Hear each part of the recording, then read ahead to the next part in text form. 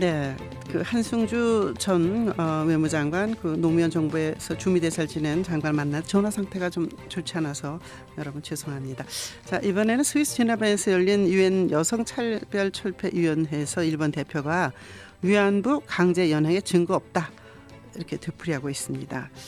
청와대가 한일 위안부 합의 이후 가졌던 박근혜 대통령과 아베 신조 총리의 전화 통화 내용 공개를 해달라는 것에 대해서 거부를 했습니다.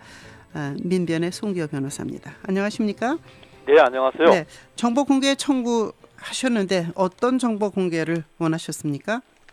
네, 12.28 이 위안부 피해자 문제 한일 공동 발표 직후에 네. 한일 정상의 전화회담이 있었습니다. 그런데 문제는 이 전화회담의 발언이 일본 외무성에 의해서 일방적으로 공개가 되는 사건이 있었는데요. 네. 그 내용을 보면 전화통화에서 아베 총리는 위안부 문제는 1965년 한일 청구권 협정에서 완전하고 최종적으로 해결됐다는 것이 일본 입장이다. 이렇게 발언했다고 일방적으로 공개가 됐는데 네. 민변이 공개 청구를 요청한 것은 거기에 대한 우리 대통령께서 어떻게 답변을 하셨는지 그 부분에 대해서 공개를 해달라는 그런 청구였습니다. 네, 네. 근데 청와대에서 이거 공개 못하겠다 이렇게 나왔나요? 네, 결국은 애초 첫 공개 거부가 있었고 그래서 저희들이 다시 이의 신청을 했는데 15일자로 최종적으로 거부를 공개할 수 없다는 입장을 밝혔습니다. 네, 공개할 수 없다는 그 이유가 있지 않았을까요? 네, 정보공개법상 비공개 사유를 반드시 적도록 되어 있는데 비공개 사유를 보면은 이것이 공개될 경우에 국가 이익에 어떤 현저한 침해를 줄 우려가 있다는 것이고 그다음에 대통령 기록물이라는 이런 두 가지 이유였습니다. 네. 그런데 지금 이제 나온 뉴스 중에 하나가 스위스 제네바에서 그 유엔 여성차별위원회가 차별철폐위원회가 열리지 않았습니까? 엊그제요. 예, 저희 민변도 대표 변호사를 보내서 여기서 활동을 하고 있습니다. 네. 거기에서 나온 얘기를 들으셨습니까? 네네. 네, 어떤 얘기였죠? 지금 이 12.28 합의의 본질적인 의미를 놓고 일본이 지속적으로 그것을 왜곡하고 있는데 이번에 이제 이 여성 차별철폐 협약위원회에서 일본에 대한 어떤 정기 점검 보고 회의인데요. 여기서 일본이 최초로 이제 강제 연행을 이 위원회에서 이제 부인하는 그러한 국가 보고가 직접 있었고요.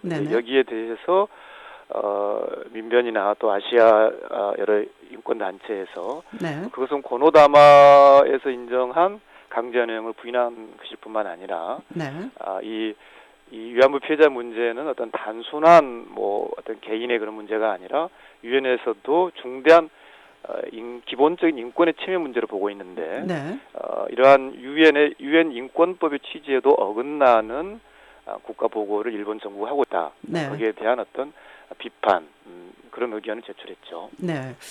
근데 이제 고노다마하고 우리가 이제 무라야마 일단 그 일본의 총리를 지낸 사람들 얘기죠. 고노 총리 때 다마, 무라야마 총리 때 다마에서는 그들이 자신들의 그 잘못을 인정했는데 12.28 거기서도 일본이 일단은 잘못을 인정한 게 아닌가요? 우리가 알고 있는 그 내용으로 봐서도.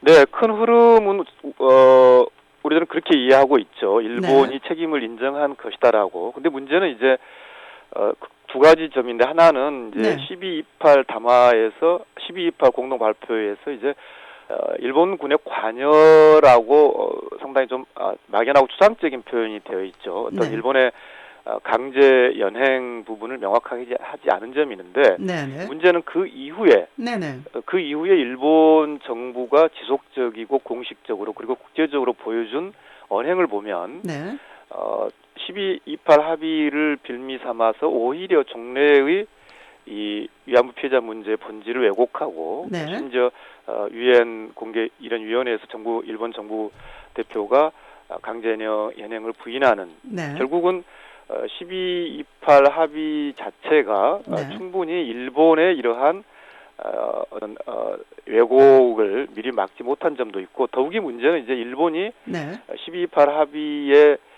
그 뜻에 반해서 오히려 그 총리 입장보다도 더 후퇴한 이런 일관된 언행을 보이고 있는 점이 더 심각한 문제이죠. 네, 그건 심각한 문제라는 것은 그것을 이용할 수 있는 공간을 우리가 준 거 아닌가라는 반성도 해야 되는 거 아닙니까? 네, 1차적으로는 12.28 합의가 위안부 문제의 본질을 충분히 담지 못한 점도 있죠. 그러나 네. 지금 상황에서 이러한 이 일본의 공식적이고 지속적인 어떤 국제적인 네. 이러한 본질의 왜곡에 대해서 이제는 우리 정부가 네. 좀 더 우리 정부도 이제 국제사회에서 좀 더 명백하게 12.28 합의의 네. 의미를 좀 더 적극적으로 설명을 하고 또 국제 공간에서 네. 지금 종래 이 문제는 이미 유엔에서 일관되게 전시 성노예 문제라고 규정을 하고 있고 일본에 네. 대해서 그 배상을 요구하고 있는 상황인데 네. 12.28 이후에 달라진 일본의 태도에 대해서 정부가 이제는 좀 더 적극적으로 국제 공간에서 입장을 네. 전개해야 된다. 단지 이걸 저희 민변과 같은 어떤 NGO에게만 맡겨둘 수 있는 문제는 아니다. 이렇게 네. 보고 있습니다. 그 일본 외무성 심의관이 네. 스기야마 신스케라는 사람이 일본 정부 문서 어디에도 이른바 위안부 강제 연행이라고 하는 것은 확인할 수 없었다 이렇게 얘기했거든요. 그렇다면 합의를 너희가 깼다고 우리가 말할 수 있는 거 아닌가요? 그렇죠. 이 고노다마도 보면은 네. 그 당시에 한반도가 일본의 통치에 있었기 때문에 네. 그 위안부의 모집이나 이송이나 관리가 어떤 강압에 의하는 등 대체로 본인의 의사에 반해서 행해졌다라는 것이 고노다마거든요. 네. 12.28 발표 이전의 이런 입장이 최소한 유지된다는 전제에서 12.28 공동 발표가 있었는데 네. 오히려 일본이 12.28 합의를 지키지 않고 있는 것이고 문제는 이제는 우리가 좀 국제적인 공간에서 적극적으로 대응을 해야지 그렇지 않고 계속 이 상태로 어떤 수세적으로만 대응하다 보면 마치 네. 일본이 주장하는 대로 우리가 12.28 합의가 된 것처럼 네. 그렇게 국제사회에서 잘못 굳어질 수 있다. 그런 점을 저희들은 염려하고 있는 네. 거죠. 저는 그때 이제 그 담화 보면서 불가역적으로 되돌릴 수 없는 합의인 것으로 발표되지 않았습니까? 네. 근데 전제 조건으로 그것을 지키지 않을 경우에는 불가역적이라는 것 자체를 파쇄할 수 있는 거 아닌가요? 그렇죠. 이제 불가역적이라는 것은 사실 이런 오히려 네. 이런 위안부 피해자 문제를 해결하는 데서의 어떤 불가역적인 그러니까 네. 12.28로 끝났으니 더 이상 딴소리하지 마라 그런 의미가 아니고 네. 오히려 국제인권법에서의 불가역적이라는 것은 기본적인 인권 침해에 대해서는 네. 그 사실을 인정을 하고 그 책임을 인정을 하고 배상을 하고 또 명예를 회복시키고 또 네. 재발 방지를 위한 그런 교육 활동 이러한 국제적인 요구에 대해서는 불가역적인 요구로 보는 것이 국제인권법이죠. 오히려 일본에 네. 대해서 네네.